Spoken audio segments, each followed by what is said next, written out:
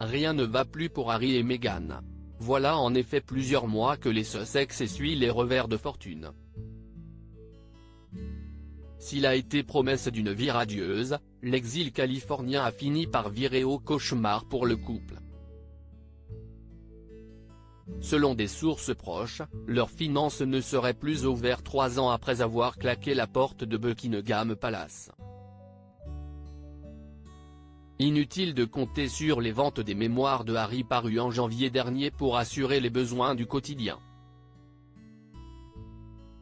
Encore moins sur les revenus générés par leurs séries et podcasts depuis que Spotify et Netflix ont chacun rompu leur contrat avec les parents d'Archie et Lilibet. Avec leur capital estimé à 22 millions de dollars, les Sussex comptent désormais parmi les personnalités les plus pauvres de Hollywood.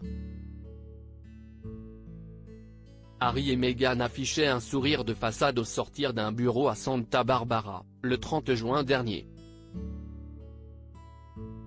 Ils n'avaient l'air de s'inquiéter de rien, rapporte un témoin de la scène à nos confrères du média Intouche. En coulisses, le fils de Charles III commencerait pourtant à se faire de ses cheveux blancs pour son avenir. Il est évident que le mégoï leur a explosé à la figure, confie une source bien placée.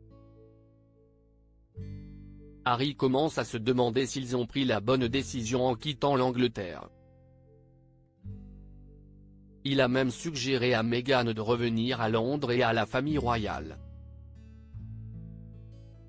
La femme de Harry aurait manqué de s'évanouir en apprenant que son mari avait téléphoné à William pour faire une trêve et lui a annoncé qu'il serait prêt à retourner à Londres, où il servirait le roi Charles.